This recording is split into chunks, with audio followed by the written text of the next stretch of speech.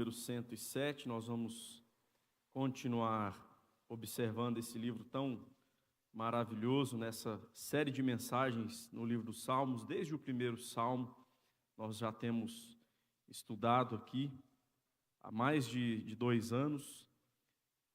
Já estamos nessa caminhada abençoadora, edificante, desafiadora também para quem prega, para quem ouve, fazer a exposição desse texto sagrado e ouvi-lo com a devida atenção a fim de praticá-lo.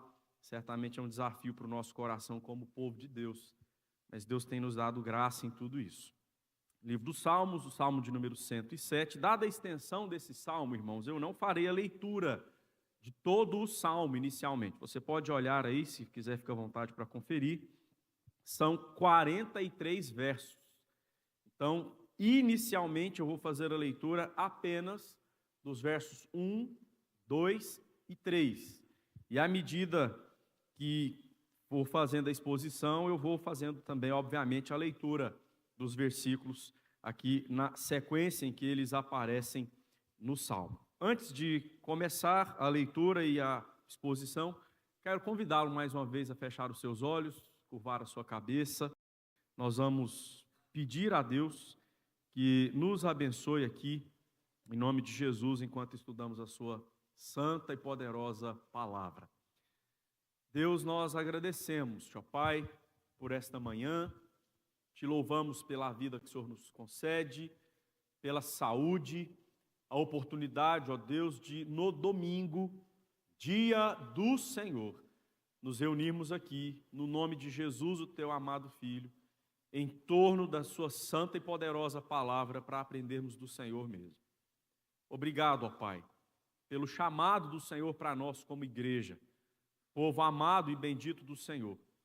Obrigado, ó Deus, por esse dia que é de fato dedicado ao Senhor. Nós o chamamos de dia do Senhor porque é o dia da ressurreição do nosso Salvador e é o dia, ó Deus, em que nós nos dedicamos com mais tempo a estar aqui na comunhão dos nossos irmãos, nos dedicando a aprender do Senhor, a conhecer da palavra, como já foi dito aqui, sendo desafiados a praticá-la, a observá-la, para a glória do teu nome e para a nossa edificação e para o desenvolvimento da nossa vida santa na tua presença.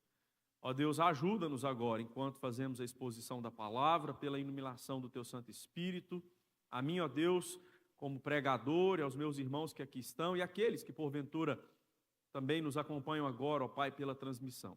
Que haja ação graciosa, misericordiosa e poderosa do Senhor sobre todos nós.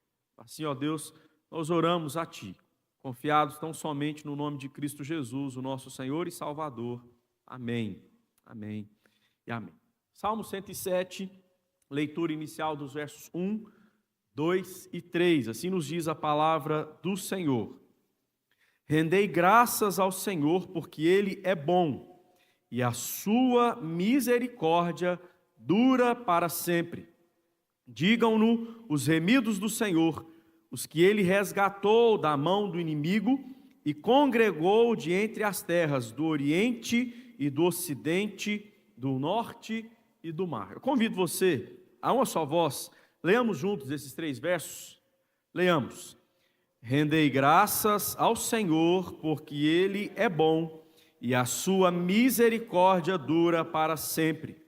Digam-no os remidos do Senhor, os que Ele resgatou da mão do inimigo e congregou de entre as terras, do Oriente e do Ocidente, do Norte e do Mar. Irmãos, o Salmo 107 está ligado aos 2 salmos que o antecedem, por meio das palavras que acabamos de ler no verso 1.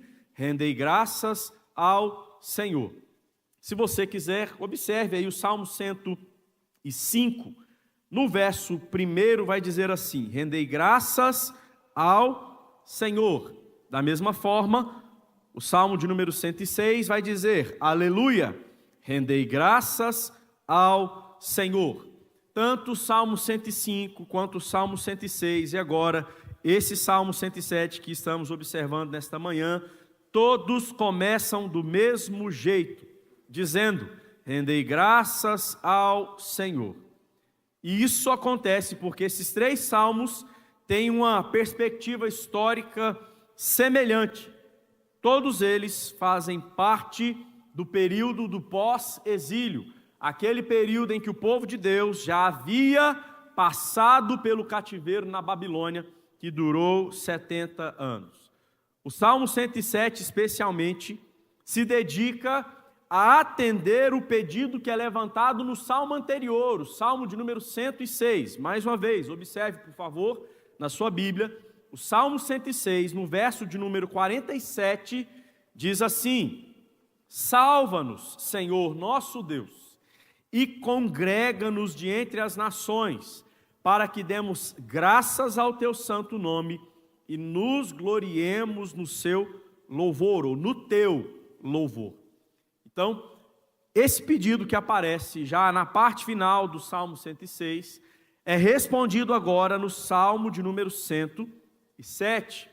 E mais uma informação importante aqui: o Salmo de número 107, você pode observar na sua Bíblia, ele é o primeiro salmo do último livro dos Salmos. Como assim, pastor? Mas o livro dos Salmos não é um livro todo? Sim, o livro dos Salmos tem 150 salmos, mas ele é subdividido em 5 outros livros.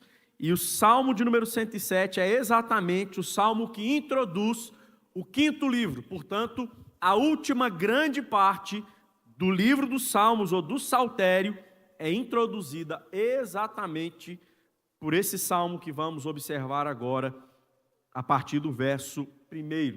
E eu quero observar todo o salmo de número 107, todos esses 43 versos que formam este salmo, subdividindo em 3 pontos. Eu vou citá-los já inicialmente para deixar clara aqui a estrutura que eu vou seguir. A primeira questão que nós vamos observar aqui, nos versos 1, 2 e 3 que acabamos de ver, é exatamente o louvor que é entregue a Deus, que é dedicado a Deus. Depois, do verso de número 4 até o verso de número 32, nós vamos observar os livramentos que Deus concedeu ao seu povo. São 4 livramentos e nós vamos observá-los aqui nessa sequência. E por último, o Salmo vai, na sua última parte, nos apresentar a justiça de Deus, dos versos 33 até o verso de número 42. E a conclusão do Salmo está no verso de número 43. Essa é a estrutura que nós vamos observar. A primeira delas, então, a primeira parte desse salmo, nos fala sobre louvor, versos 1 a 3. E esses versos que nós lemos agora há pouco, o verso 1 até o verso de número 3, nos fala do convite que é feito ao povo de Deus para verdadeiramente louvá-lo como ele é digno de ser louvado. Assim também, nós observamos o verso 1 do Salmo 105, o verso 1 do Salmo 106 e agora o verso 1 do Salmo 107, todos esses primeiros versos dos 3 salmos que aparecem na sequência, nos chamam a louvar a Deus. E porque Deus está sendo digno de louvor aqui, Ele sempre é digno de louvor, mas especificamente porque que Deus está sendo colocado aqui como o objeto do louvor e da adoração? Por que que os salmistas, nesses 3 salmos, nos chamam a louvar a Deus? Por qual motivo eles vão falar que Deus é digno de louvor? Aqui, especialmente, a ação graciosa e misericordiosa de Deus para com o seu povo, o faz então ser adorado, louvado, exaltado e engrandecido. Por que que Deus está sendo então louvado? Porque Ele agiu com graça e com misericórdia com o seu povo, quando trouxe esse povo de um tempo de cativeiro, de sofrimento, de tristeza, de angústia, de dor, e agora, no período do pós-exílio, quando o povo já vive a realidade de estar na presença de Deus novamente, na terra da promessa, esse povo agora se achega a Deus em louvor. O salmista se refere a esse povo como remidos do Senhor. Por que que eles são chamados aqui como remidos do Senhor? Por que que eles são colocados aqui dessa maneira? Porque os versos 1 a 3 vão dizer que eles foram resgatados e congregados, isto é, livrados do cativeiro lá na Babilônia, por onde estiveram por 70 anos, e agora trazidos de volta à terra da promessa em segurança. Portanto, Deus restaurou o seu povo, e agora esse povo restaurado, redimido, resgatado, congregado, se achega a Deus para louvá-lo. De maneira mais clara, veja o Salmo de número 126, deixa marcado aqui, o Salmo 107, vá até o Salmo de número 126, o Salmo 126 nos fala do sentimento desse povo ao retornar e se colocar diante de Deus com seu coração agradecido, em louvor, em adoração. O Salmo 126 diz assim: quando o Senhor restaurou ou trouxe de volta o seu povo lá do cativeiro na Babilônia, quando o Senhor restaurou a sorte de Sião, ficamos como quem sonha. Então a nossa boca se encheu de riso, e veja, a nossa língua se encheu de quê? De júbilo. Então entre as nações se dizia: grandes coisas o Senhor tem feito por eles. E o povo de Deus reafirma isso, ou confirma isso, com efeito, grandes coisas fez o Senhor por nós. Restaura, Senhor, a nossa sorte como as torrentes do Neguebe. Os que com lágrimas semeiam, com júbilo ceifarão. Quem sai andando e chorando enquanto semeia, voltará de que maneira? Voltará com júbilo, com alegria, celebrando, trazendo os seus feixes. É exatamente assim que o povo retorna, depois de todos aqueles anos, 7 décadas, 70 anos no cativeiro, eles voltam com esse sentimento. E o Salmo, volte mais uma vez a ele por favor, o Salmo 107, do verso 1 até o verso 3, está dizendo: nós agora devemos louvar ao Senhor pela restauração que Ele operou no nosso meio. Deus os trouxe de volta, Deus os congregou, porque era interesse de Deus disciplinar esse povo no cativeiro, mas restaurá-los à terra da promessa, para que ali continuassem vivendo em comunhão com o próprio Deus, em adoração, haja vista que esse povo aqui é o povo com quem o próprio Deus estabeleceu uma aliança, é o povo amado de Deus. Dessa mesma forma, irmãos, nós olhamos para o Novo Testamento e encontramos em Jesus Cristo uma promessa maravilhosa, porque o próprio Senhor Jesus Cristo prometeu um dia congregar a si mesmo o seu povo na sua volta. Lembre-se do que diz o Evangelho de João, no capítulo 10, o verso 16, palavras do próprio Senhor Jesus Cristo, dizendo assim: ainda tenho outras ovelhas, não deste aprisco, a mim me convém conduzi-las, elas ouvirão a minha voz, então haverá um rebanho e um pastor. E hoje a igreja está proclamando o Evangelho para que as pessoas se arrependam e se voltem para Cristo Jesus e sejam então congregadas à igreja, ao rebanho, ao povo amado por Cristo Jesus, porque Ele morreu na cruz, povo a quem Ele tanto ama. Assim como o Salmo nos versos 1 a 3, convida o povo, ou chama o povo que voltou do cativeiro, nesse tempo do pós-exílio, a se congregar ao Senhor em adoração. Esse chamado continua para você e para mim ainda hoje. O próprio Senhor Jesus Cristo está dizendo: eu vou congregar os meus, como um rebanho, por quem eu, o bom pastor, vou dar a minha vida na cruz. E eles serão atraídos a mim, eles se achegarão a mim, para que possam me louvar, adorar e engrandecer. Esse é o chamado de Deus para mim e para você. Nós somos chamados a louvar ao Senhor.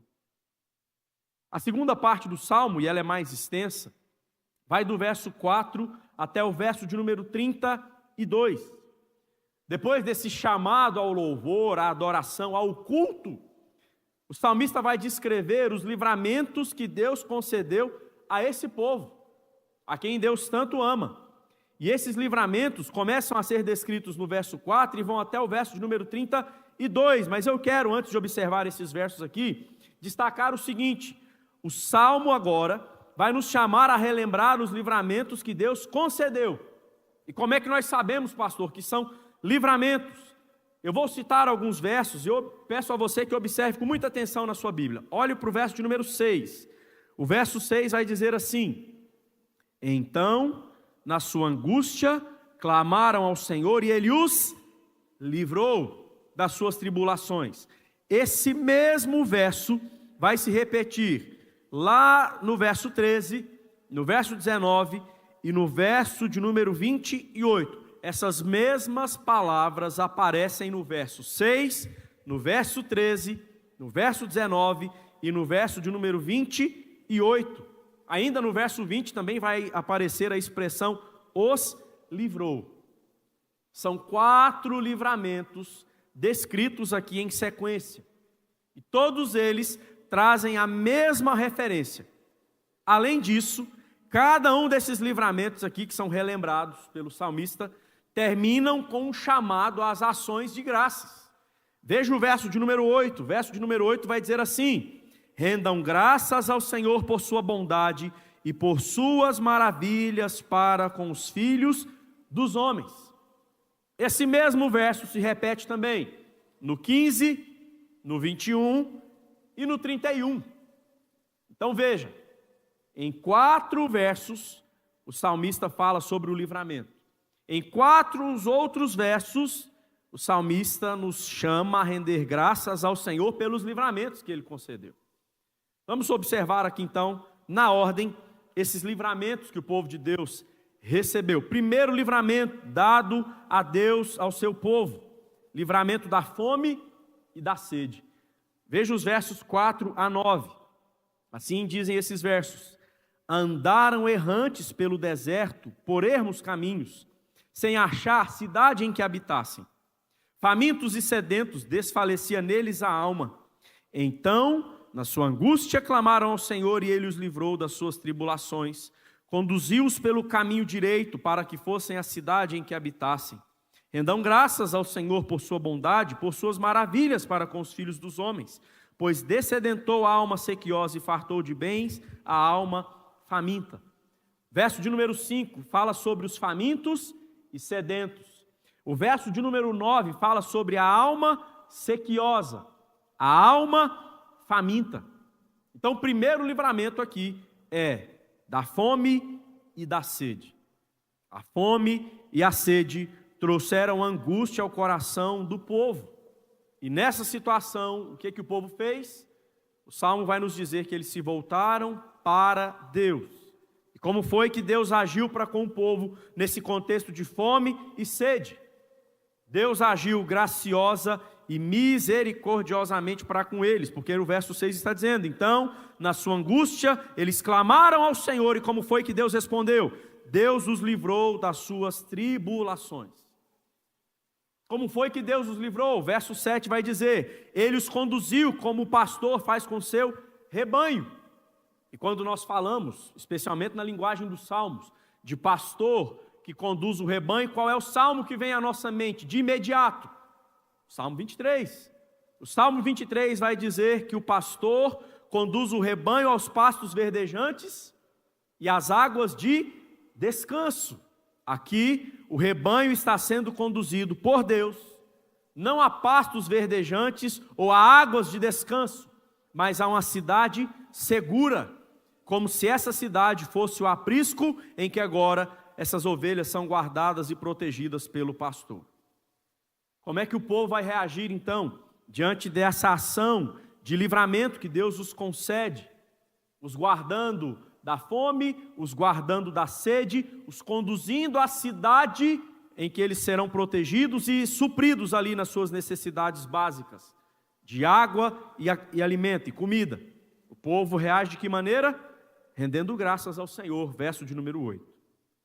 Mais uma vez, citando agora o Novo Testamento, quando nós olhamos para Jesus, especialmente no Evangelho de João, citando esse Evangelho novamente, Jesus Cristo vai se apresentar como o pão da vida que alimenta os famintos e a água da vida que sacia os sedentos.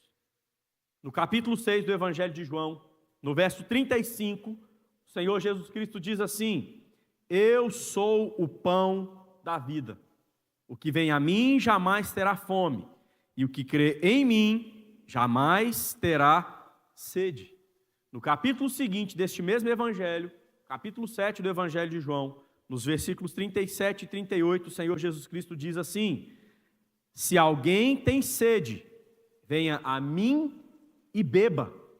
Quem crer em mim, como diz a Escritura, do seu interior fluirão rios de água viva. O salmista está dizendo: Deus livrou o seu povo da fome e da sede. Em Cristo Jesus, hoje você e eu temos a plena certeza que nós somos saciados quando a nossa alma está faminta e sedenta. O segundo livramento que o Salmo vai nos apresentar aqui está nos versos 10 até o verso de número 16. É o livramento da prisão, do cárcere. Veja o que dizem esses versos. A partir do verso 10, o salmista diz: os que se assentaram nas trevas e nas sombras da morte, presos de aflição e enferros, por se terem rebelado contra a palavra de Deus e haverem desprezado o conselho do Altíssimo, de modo que lhes abateu com trabalhos o coração. Caíram e não houve quem os socorresse. Então, na sua angústia, clamaram ao Senhor, e Ele os livrou das suas tribulações. Tirou-os das trevas e das sombras da morte, e lhes despedaçou as cadeias. Rendam graças ao Senhor por sua bondade, por suas maravilhas para com os filhos dos homens, pois arrombou as portas de bronze e quebrou as trancas de ferro. Verso 10 fala sobre presos de aflição e enferros. Verso 14 fala sobre cadeias, e o verso 16 fala sobre portas de bronze, ou trancas de ferro, e trancas de ferro. O povo estava se sentindo como que aprisionado. E por que eles estavam nessa condição? O verso de número 11 vai nos falar: eles se rebelaram contra a palavra de Deus e desprezaram o santo conselho do Altíssimo. Sempre que o homem se rebela contra Deus e despreza a palavra do Senhor e despreza os mandamentos do Senhor, é assim que ele se sente. O curioso é que geralmente as pessoas que dizem não temer a Deus e não se importar com a sua palavra, dizem que são livres. Já parou para observar isso? E muitas vezes nos criticam. Você é escravo da religião. É assim que dizem para nós. Você vive prestando contas ao pastor da sua igreja, ou ao conselho da sua igreja. Você não pode comer o que bem entende, você não pode beber o que você quiser, você não pode usar a roupa que te der na telha, você não pode frequentar os lugares que você acha que pode frequentar. Você está preso à religião, você é escravo de um sistema religioso. Presta contas a um livro antigo, que é mais que não passa de lenda judaica. Eu é que sou livre para fazer o que eu bem entender. Mas a palavra de Deus está dizendo que aquele que despreza o conselho do Senhor, na verdade, esse é escravo, ele está preso. E assim estava vivendo esse povo. E qual foi a consequência do pecado desse povo? Olha para o verso 12. De modo que lhes abateu com trabalhos o coração, caíram e não houve quem os socorresse. Essa é a consequência do pecado. Mas em meio a essa terrível situação de sofrimento por causa do pecado, eles estavam assentados em trevas e nas sombras da morte, como diz o verso 10. Ainda assim, voltaram-se para Deus e Ele, em sua misericórdia e graça, os ouviu. É assim que diz o verso 13. Então, na sua angústia, clamaram ao Senhor e Ele os livrou das suas tribulações. O que o Salmo está dizendo para nós é que Deus é bondoso. Por isso é que o povo é chamado a render-lhe graças. Porque quando o povo estava preso por causa do pecado, Deus agiu com misericórdia e graça para conceder perdão e para restaurar esse povo. Quando pensamos na nossa própria vida, irmãos, foi exatamente isso aqui que aconteceu conosco. Nós estávamos presos nos nossos pecados, sem condição nenhuma de, com a nossa própria força, abandonar o pecado ou nos libertar dele. O verso de número 10, segundo uma outra tradução, vai dizer assim: estavam sentados na escuridão e em trevas profundas, presos em algemas de ferro, ou presos com as algemas de ferro do sofrimento. A minha vida e a sua, antes da salvação em Cristo, era exatamente assim. É como se nós vivêssemos assentados na escuridão e nas trevas profundas, presos com algemas de ferro em meio ao sofrimento. Quando nessa situação o Senhor nos encontrou, e o que Ele fez por nós? A palavra de Deus vai dizer que Ele nos libertou do império das trevas e nos transportou para o reino do Filho do seu amor. Foi assim que Deus agiu em meu favor e em seu favor. Da mesma forma que Ele agiu para com esse povo lá no Antigo Testamento. E qual é o chamado de Deus para nós hoje? Nessa nova condição de vida, não mais presos às cadeias do pecado, às algemas, às trevas, à escuridão. O chamado de Deus para você e para mim é que nós andemos na luz.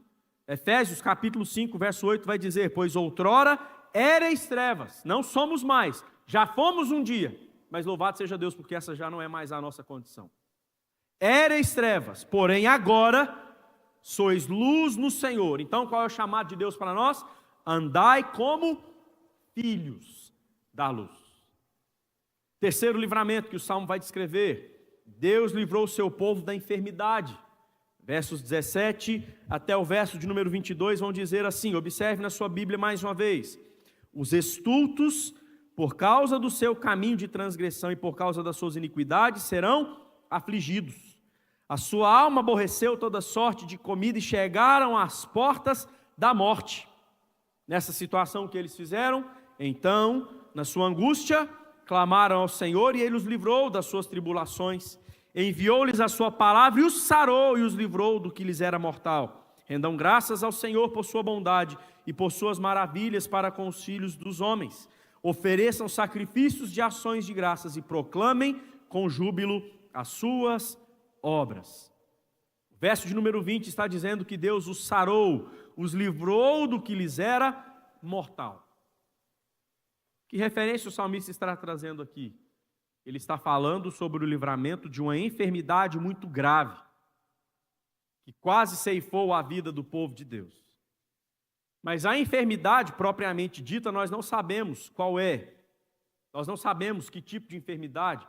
Provavelmente, por se tratar de um povo, de um grupo maior de pessoas, o salmista pode estar se referindo a uma praga. E nós olhamos para a história do povo de Deus, e isso aconteceu algumas vezes. Mas embora não saibamos exatamente qual foi a enfermidade, a doença, qual é o problema aqui, nós sabemos a sua gravidade e a sua causa.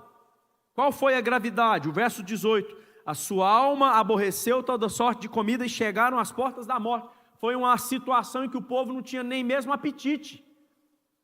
E se viu verdadeiramente à sombra da morte, ou como nós costumamos dizer aqui, com o pé na cova. De fato, o povo temeu a morte. Tamanha a gravidade dessa doença ou dessa enfermidade aqui. E o que foi a causa dessa enfermidade? O pecado. O verso 17 está dizendo: os tolos ou os estultos, por causa do seu caminho de transgressão e por causa das suas iniquidades, serão afligidos. O pecado, mais uma vez. E veja que essa enfermidade no corpo trouxe angústia à alma, porque o verso 19 também vai dizer: então na sua angústia clamaram ao Senhor. O pecado fez adoecer o corpo, e o corpo trouxe tristeza para a alma.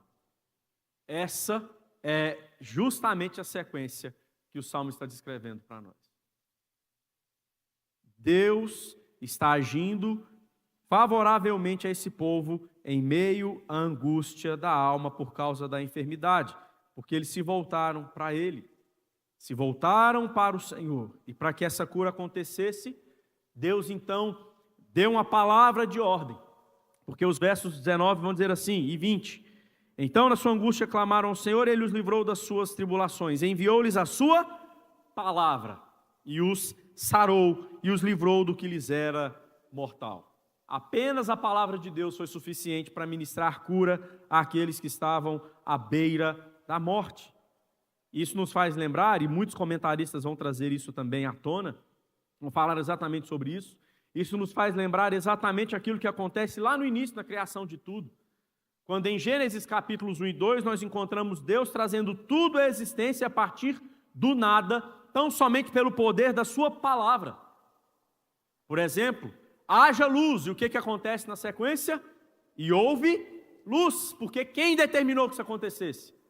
Deus. Agora o salmista chama a nossa atenção para esse fato, que apenas a palavra de Deus, que lá no início criou todas as coisas, também é a palavra que determina a cura. Foi predito um dia pelo profeta Isaías, irmãos, que o Messias tomaria sobre si as nossas enfermidades e as nossas dores. De modo muito claro, isso pode ser encontrado na pessoa de Jesus, quando nós o encontramos ministrando cura sobre os enfermos. Basta lembrar quantas curas maravilhosas o nosso Senhor e Salvador realizou.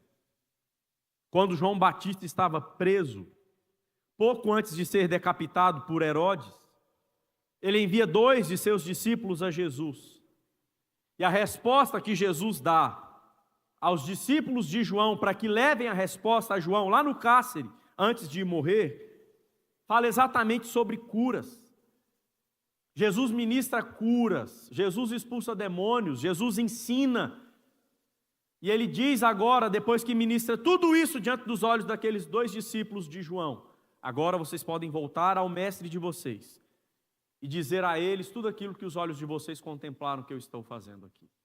Porque a cura e os outros sinais testificavam que Jesus verdadeiramente é o Messias.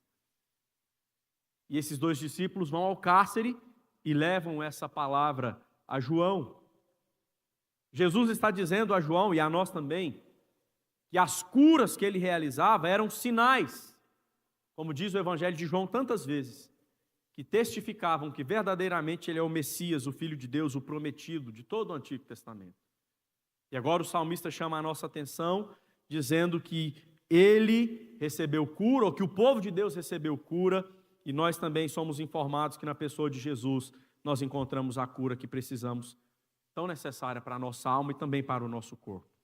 O 4º e último livramento que aparece aqui fala sobre os perigos do mar.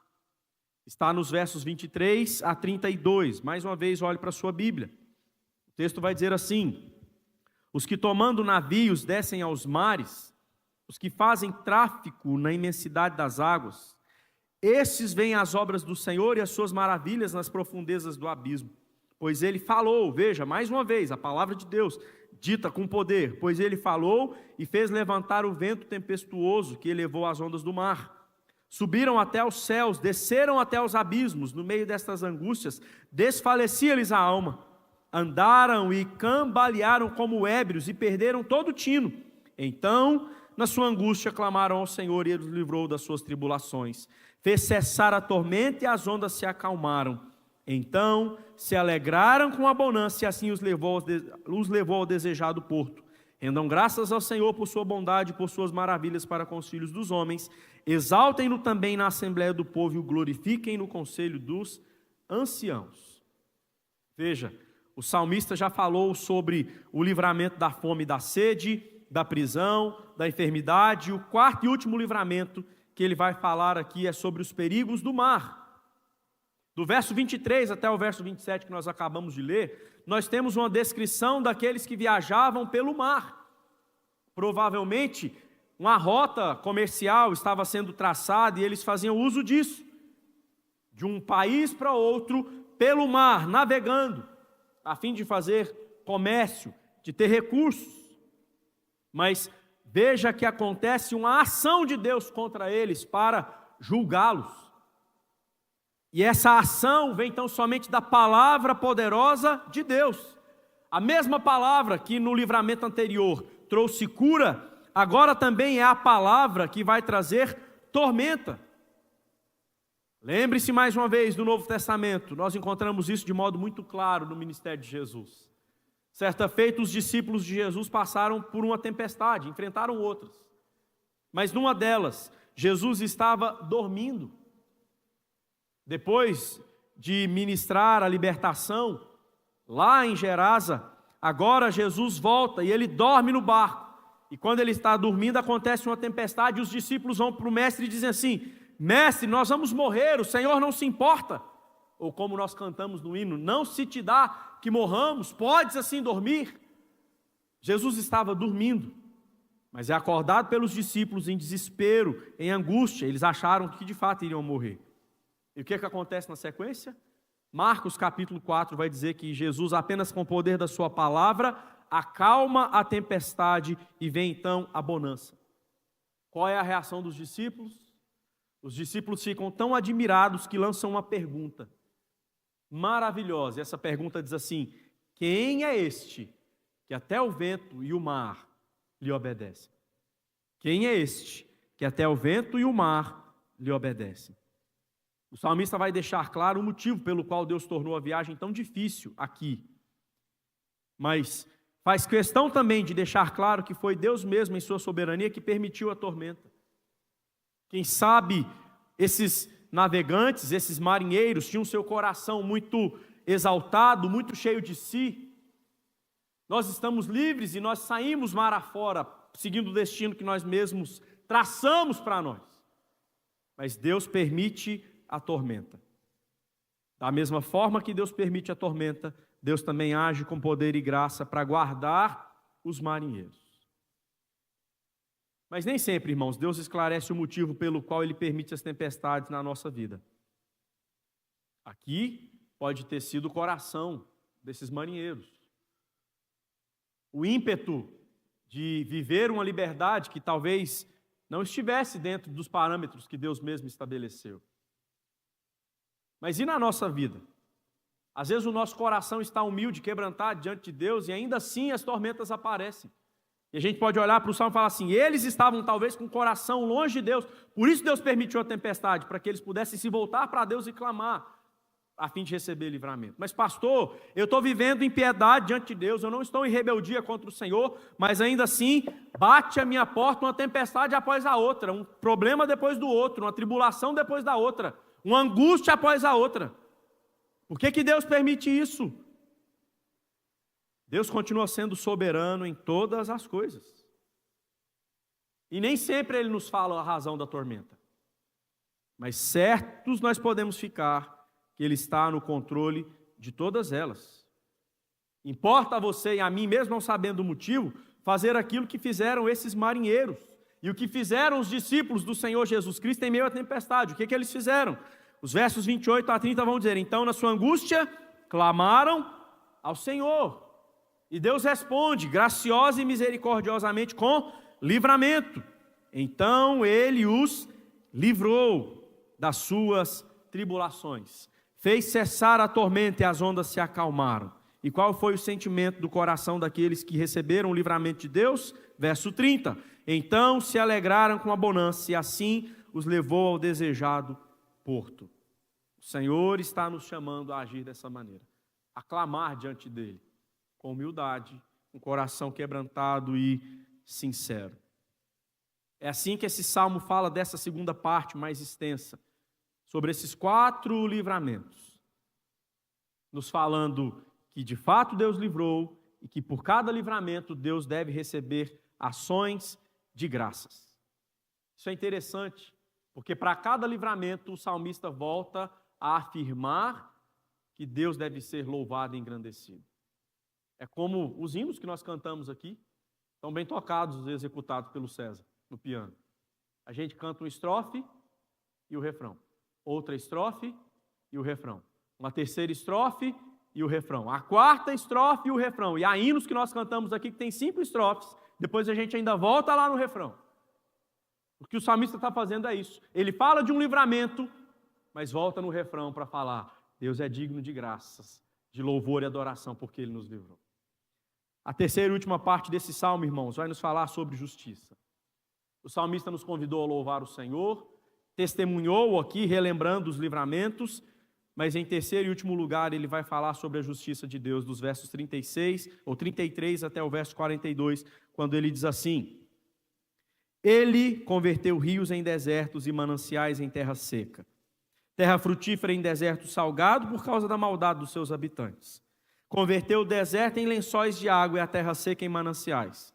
Estabeleceu aí os famintos, os quais edificaram a cidade em que habitassem. Semearam campos e plantaram vinhas e tiveram fartas colheitas.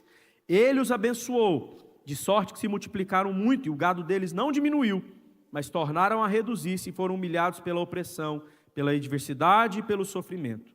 Lança ele o desprezo sobre os príncipes e os faz andar errantes onde não há caminho.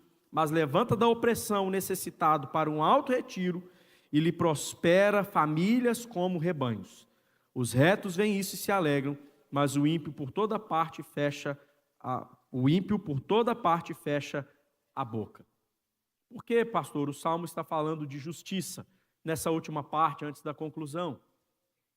Porque se você observar os versos 33 e 34, você vai perceber que Deus está disciplinando esse povo. Veja, verso 33, ele converteu o rio que traz a vida, que traz alimento com os peixes, que pode ser usado para regar o alimento que cresce na terra. Esse rio foi transformado em quê? Em deserto. E o manancial de água que saciaria a sede foi transformado em terra seca. Ainda vai dizer o verso de número 34, o verso de número 34, isso, terra frutífera em deserto salgado. Então você imagina um pomar cheio de frutos, e depois você olha para esse pomar, ele já não existe, ele foi transformado em deserto. Por que isso aconteceu? Por causa da maldade dos seus habitantes. Eles estão sofrendo, mais uma vez, as consequências de seus pecados. Mas veja que não é essa situação que o Salmo vai dizer que conclui todas as coisas. Porque a coisa vai ser transformada. Verso 35, converteu o deserto em lençóis de água e a terra seca em mananciais. Estabeleceu aí os famintos, os quais edificaram a cidade em que habitassem. Semearam campos, plantaram vinhas e tiveram fartas colheitas. Por que isso aconteceu?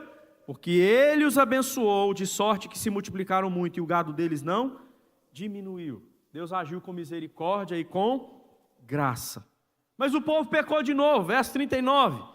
Mas tornaram a reduzir-se e foram humilhados pela opressão, pela adversidade, pelo sofrimento.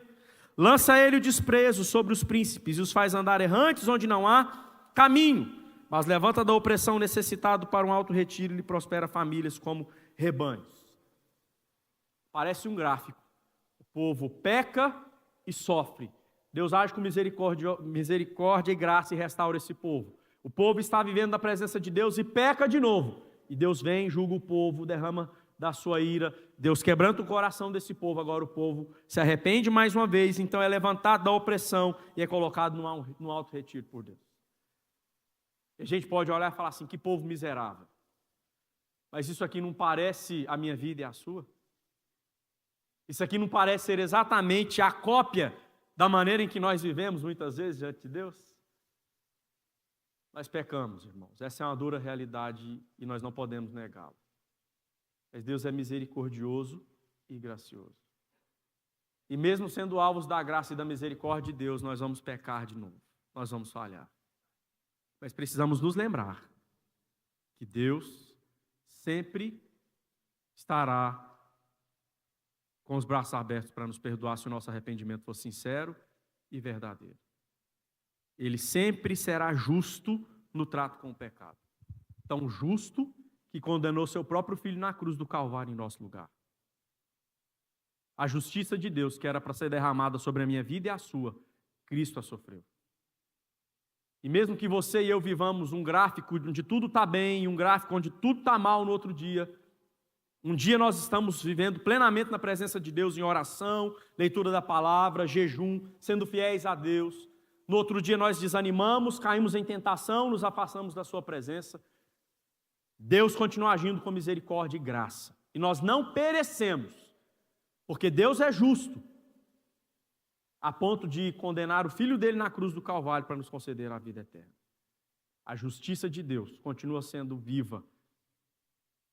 E nós devemos bendizê-lo pelo que ele fez por meio de Cristo. E é assim que o Salmo vai terminar dizendo, veja o verso 43, quem é sábio, atente para essas coisas e considere as misericórdias do Senhor. Minha oração, sinceramente, é que Deus nos conceda sabedoria para relembrarmos a sua misericórdia. Veja, esse salmo tem 43 versos. Do 1 ao 3, ele nos convidou a louvar a Deus. Do verso 4 até o 32, ele nos falou sobre os 4 livramentos que Deus concedeu a esse povo por causa da sua bondade. E na última parte dos versos 33 a 42, o Salmo nos chama a relembrar a justiça de Deus. que nos humilha, que mostra quão falhos nós somos e quão dependentes de Cristo nós precisamos ser. Mas o Salmo vai terminar nos chamando a relembrar a misericórdia do Senhor, a meditar na misericórdia do Senhor, porque é isso que o sábio precisa fazer. O profeta Jeremias vai dizer no livro de Lamentações, capítulo 3, as misericórdias do Senhor são a causa de não sermos consumidos, porque suas misericórdias não têm fim, renovam-se cada manhã. Grande é a sua fidelidade. Senhor, nos ensine, queridos, a ter uma mente sábia. Que Deus ative em nós as forças da memória, para que nós nos lembremos da sua misericórdia, da sua graça, do seu amor, da sua bondade.